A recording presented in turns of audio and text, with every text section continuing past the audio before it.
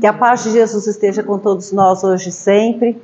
É com muita alegria e gratidão que eu retorno mais uma vez a essa casa. Obrigada pela confiança da Palavra da Noite nos comentários e que a gente possa juntos entender, extrair um pouco que seja da mensagem do Evangelho para nos auxiliar na nossa vida do dia a dia.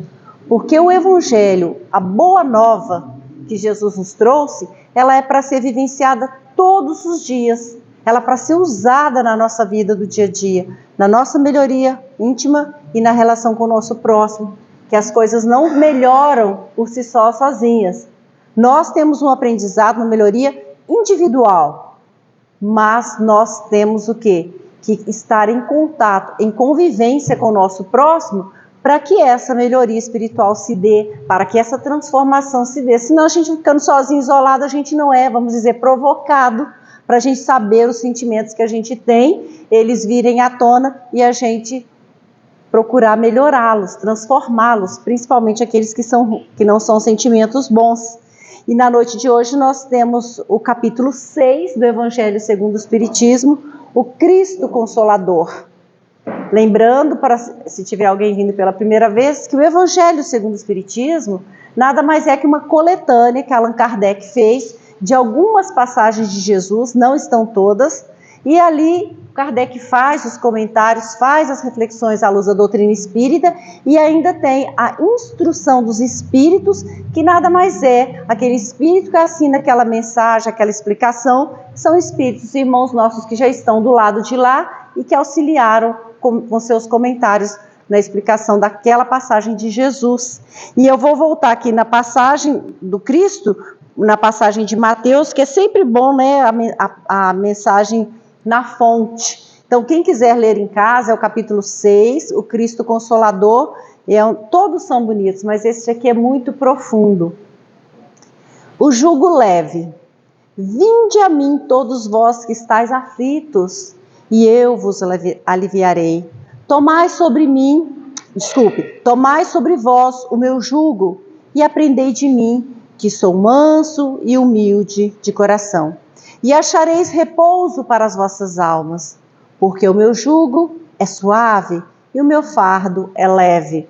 Esse está em Mateus, no capítulo 11, versículo 28 a 30.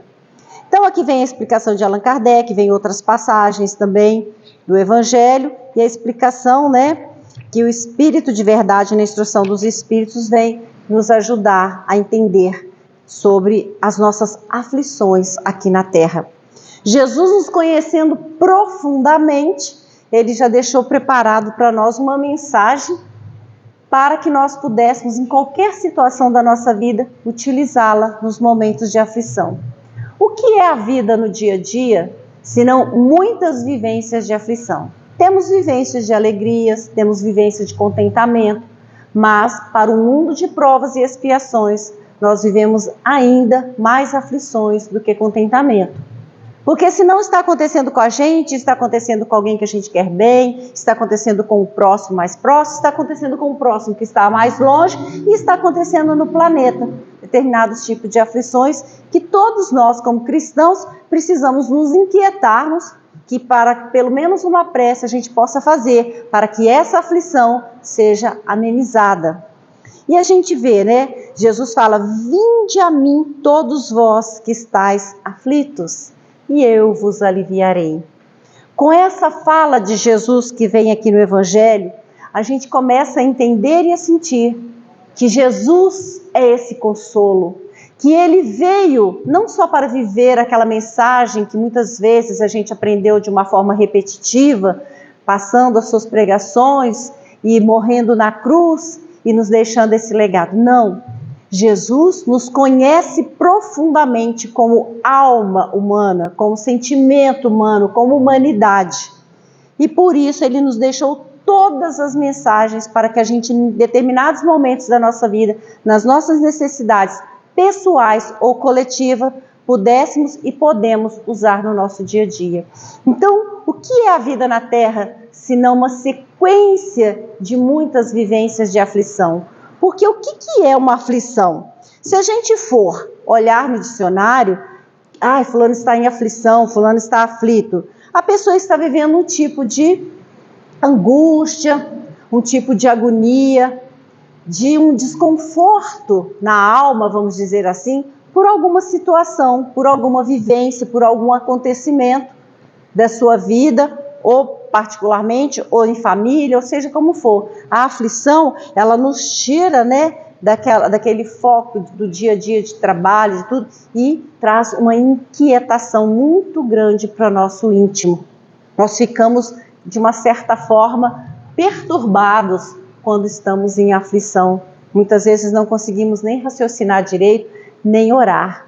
E quem não tem uma aflição nessa terra? E se está no momento de calmaria, graças a Deus, que já não viveu alguma aflição na terra.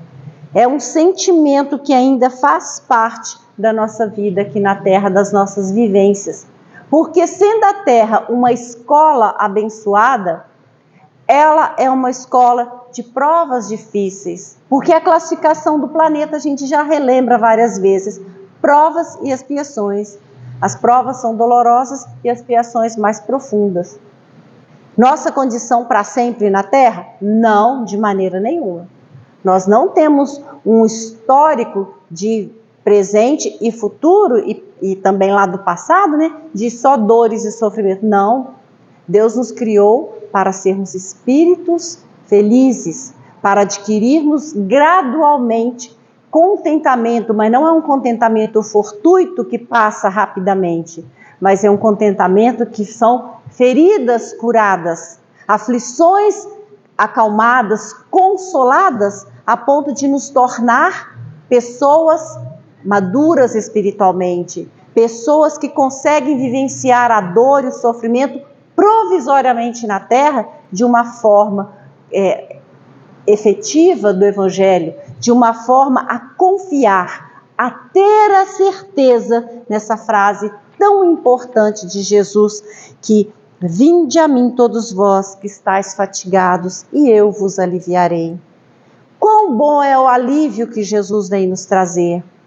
Ele não vem nos tirar a aflição, ele em momento nenhum Jesus e nem os seus servidores vêm nos falar que as nossas aflições nos serão tiradas. Não.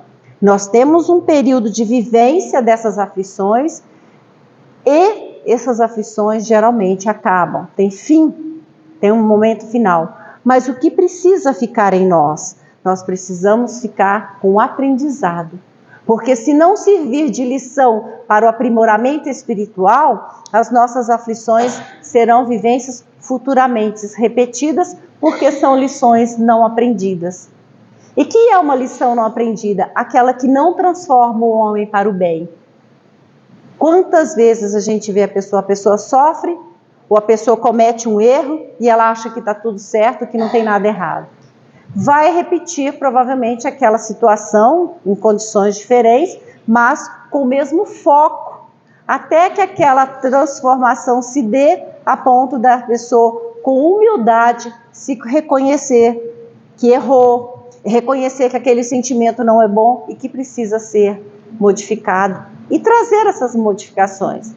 Mas isso não é um processo fácil, isso é um processo doloroso, isso é um processo que são como curar feridas muito grandes às vezes e que precisam do bálsamo do Evangelho para curar. E é por isso que Jesus fala que nós temos todo o amparo dele, porque ele nos promete que o seu jugo é leve e a sua lei é suave. Jesus não traz uma lei de carrascos, de punição. Jesus trouxe para nós uma mensagem extremamente purificadora e para nos acalentar, porque ele é o Consolador. No mundo tereis inúmeras aflições, mas tem de bom ânimo, eu venci o mundo. São falas de Jesus. De que forma? Que quando a aflição vier, que a gente permaneça firme na fé, que a gente permaneça fiel à mensagem do Evangelho, confiante, porque todas as dores serão vencidas, todas as dores vivenciadas no bem, transformadoras, serão vencidas mais rápido. E aquelas que a pessoa vivencia, como eu já disse, e não se modifica, serão vivenciadas com uma oportunidade bendita de novo, até que nós, como espíritos eternos, venhamos a escolher o caminho do bem. Então, essa vivência, quando a gente toma essa consciência, é uma questão de consciência, todas as vivências na aflição se tornam lições a serem aprendidas. A pessoa mergulha naquilo, mas ela entende que tem um propósito maior, que é o seu engrandecimento espiritual, e que uma vez bem aprendido, se tornará patrimônio do seu espírito para sempre, porque somos espíritos eternos. O corpo, sim, ele termina, ele é finito, mas nós, como espíritos criados por Deus que nos ama profundamente, nós temos aqui na Terra uma proposta divina para a nossa melhoria espiritual, e é através dela, ninguém faz a lição por ninguém, é que nós vamos nos transformar. E nesses momentos de aflição, de dor, onde vamos buscar recursos, onde vamos buscar amparo? Na mensagem do Cristo. Por isso, Ele é o Consolador. E o Espiritismo é o Consolador prometido? O Espiritismo, ele veio reforçar e dar cumprimento à mensagem de Jesus. O Espiritismo não traz nenhuma mensagem nova, como nos ensinam os bons espíritos. Ele veio dar eficácia, mostrar de uma maneira mais clara para nós espíritas que ainda temos mais dificuldades de aprender. Quanta gente pega o Evangelho e às vezes lê, aprende e já traz para a sua vivência de uma forma tranquila. O espírita, como nos falam muitos amigos espirituais, e alguns espíritos já encarnados falam, o espírita é aquele que criou muito problema lá atrás, que demorou muito na fila e que ficou, demorando no aprendizado e agora vem aqui na Terra, não como privilégio, mas como oportunidade bendita de trabalhadores da última hora para alavancar. Vai pelo Espiritismo, vai por esse caminho do Cristo, que aqui você vai andar mais rápido na sua evolução, porque você perdeu muito tempo lá atrás. O Divaldo Franco, com o trabalho que ele tem, que já está aí com mais de 90 anos, ele fala que os espíritos falaram para ele que era a última chance dele se emendar, dele se transformar para o bem, senão não sabe quando seria outra chance dele. Ele com o trabalho que ele tem, E imaginemos nós, pessoas comuns, E ele fala, me deram essa última chance. E a gente então tem que buscar toda essa mensagem, viver as nossas aflições, nossas angústias, mas Jesus nos propõe uma condição para o alívio, Que nós buscando sempre o amor e a caridade na prática, buscando isso, nós vamos o quê? Como bem fala aqui no Evangelho um pouquinho na frente, uma mensagem também, que a gente deveria escrever e colocar no lugar que a gente veja todos os dias. Bem-aventurados os aflitos, porque serão consolados. Essa é uma das bem-aventuranças que Jesus nos deixou. E quando a gente começa a perceber, não é nenhuma apologia à dor, ao sofrimento, à aflição.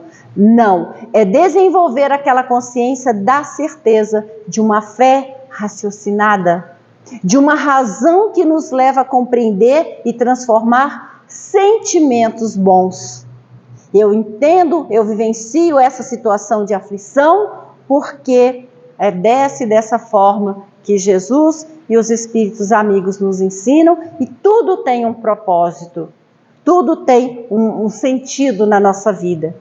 E por que a gente vive tanto em aflição e muitas vezes desnorteados? Porque nós não buscamos o sentido daquele problema.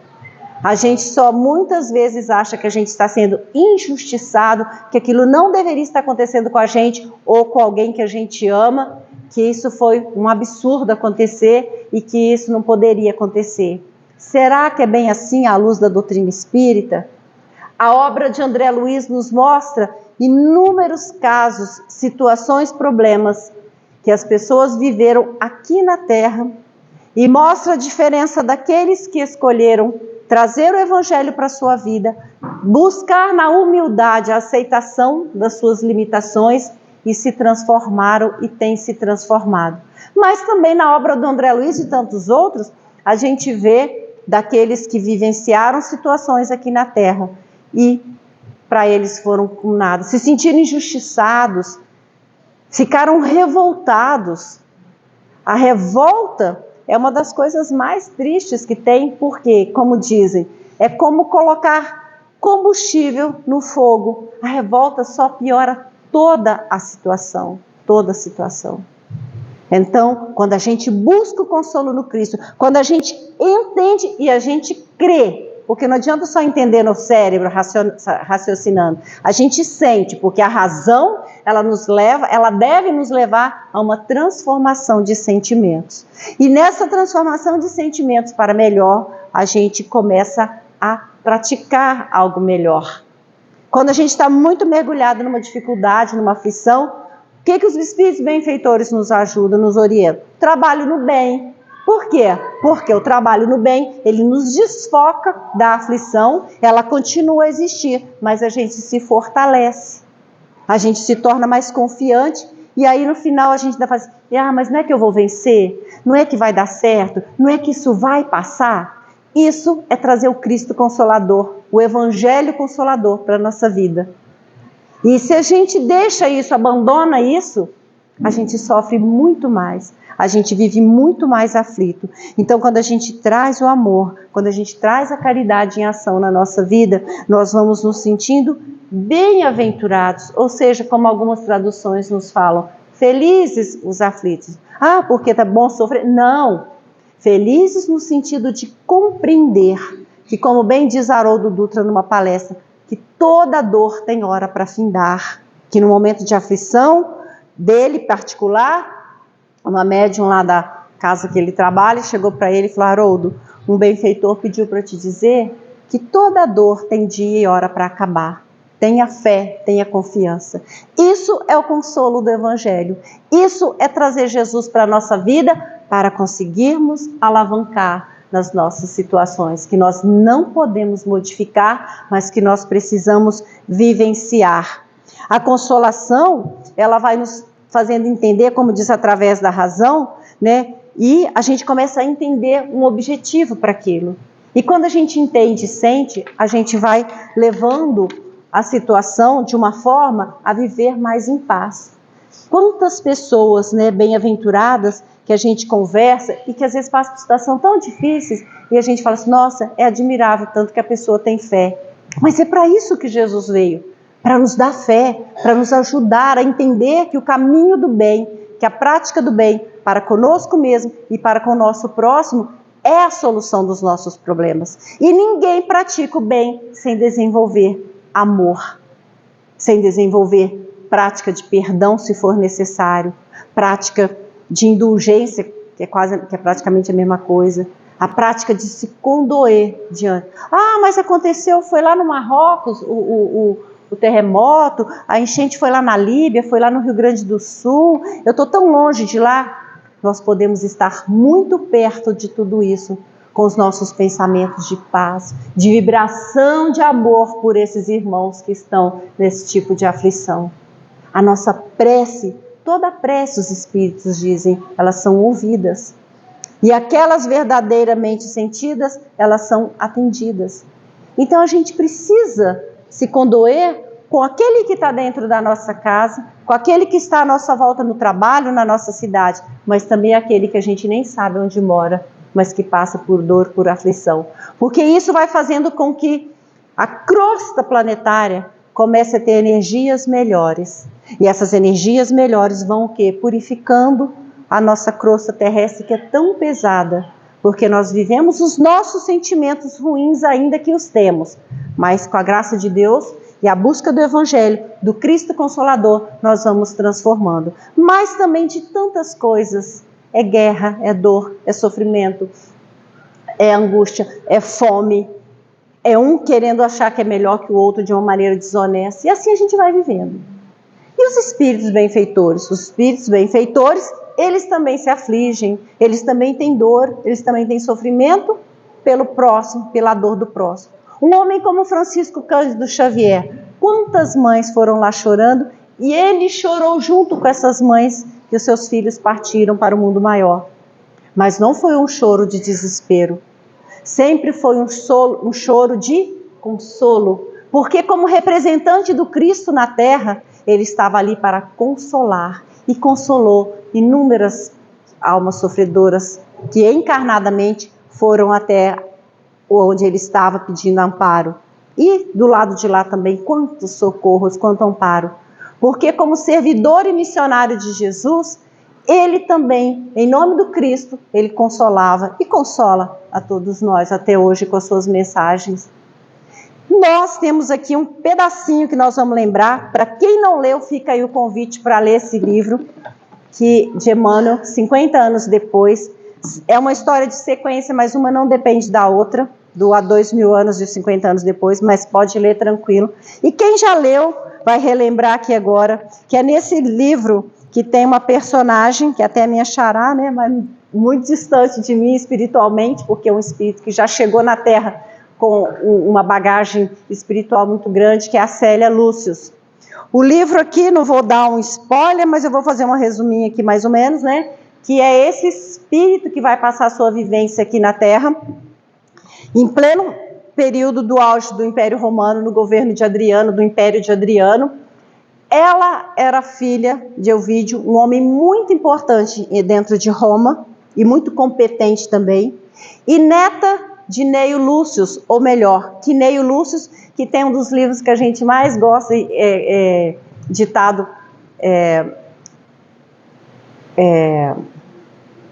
Jesus no Lar.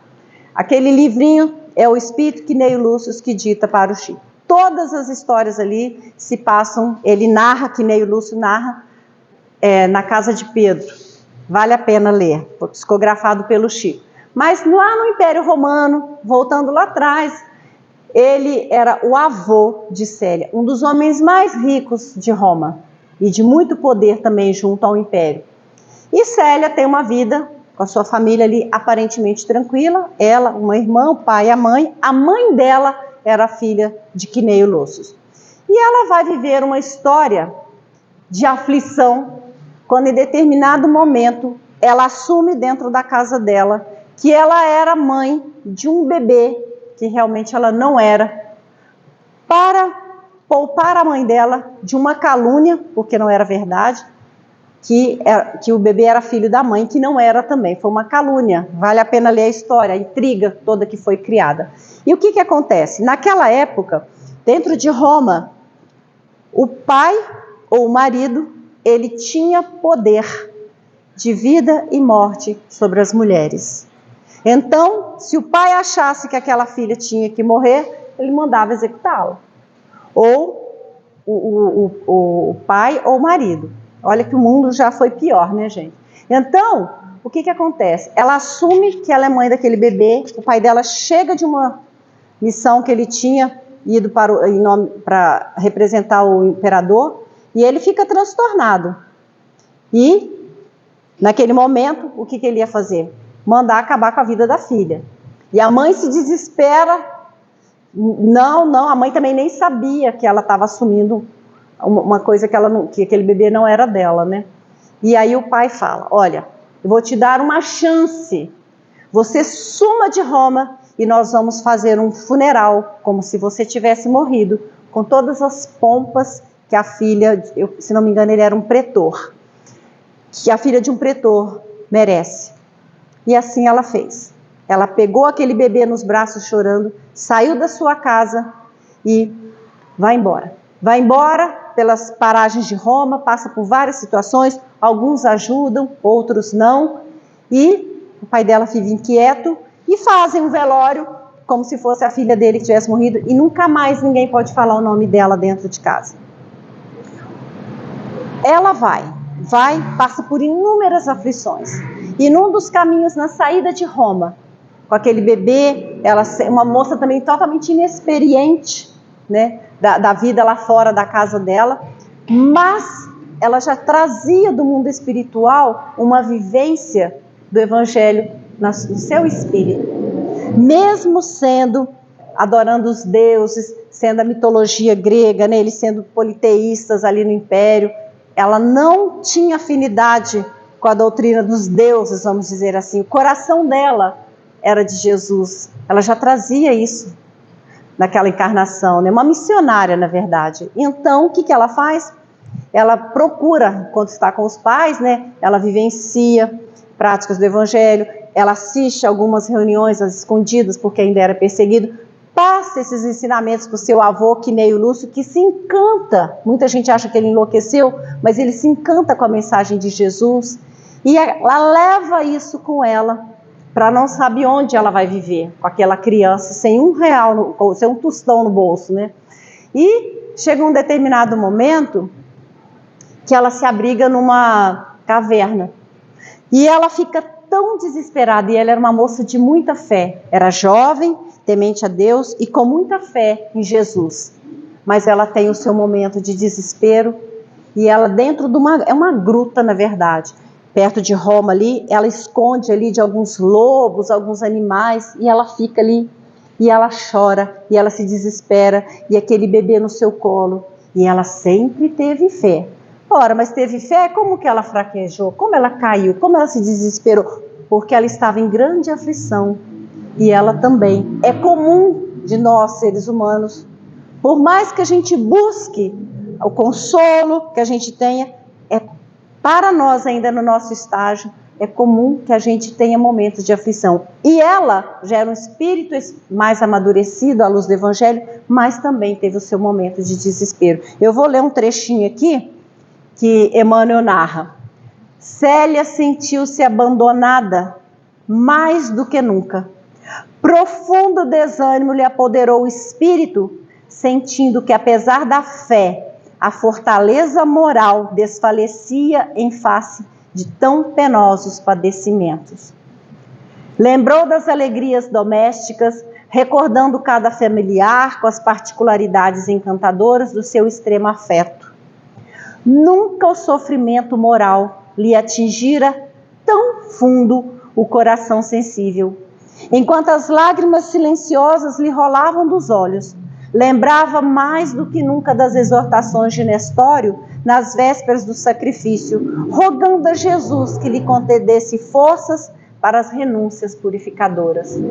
Ela estava desesperada, ela estava num momento de aflição, se sentindo só, a criatura mais abandonada, mas mesmo assim, ela roga a Jesus, né, que naquele momento, né, de renúncias purificadoras, que ela não perdesse a fé, porque ela já tinha um conhecimento cristão e, na verdade, ela já era seguidora do Cristo muito antes de chegar à Terra. De repente, dentro da caverna, aparece o espírito do seu avô, que já havia desencarnado há algum tempo, Quineio Lúcio. E esse espírito amorável, e que ela tinha uma profunda afinidade com seu avô, ele que já estava no mundo espiritual, ele dentro da gruta se apresenta para ela e fala o seguinte: filha, a orientação de todos os homens está delineada aos exemplos de Jesus Cristo. Não temos o direito de tolher a iniciativa e a liberdade dos entes que nos são mais caros, porque no caminho da vida o esforço próprio é indispensável. Luta com energia, com fé, perseverança, para que o reino do Senhor floresça em luz e paz na tua própria vida. Mantenha a tua consciência sempre pura. E se algum dia a dúvida vier perturbar seu coração, pergunta a ti mesma: o que faria o mestre em teu lugar, em idênticas circunstâncias? Assim aprenderás a proceder com firmeza, iluminando as tuas resoluções com a luz do Evangelho. Olha a mensagem que o vô falou para ela dentro da caverna, num momento de profundo desespero.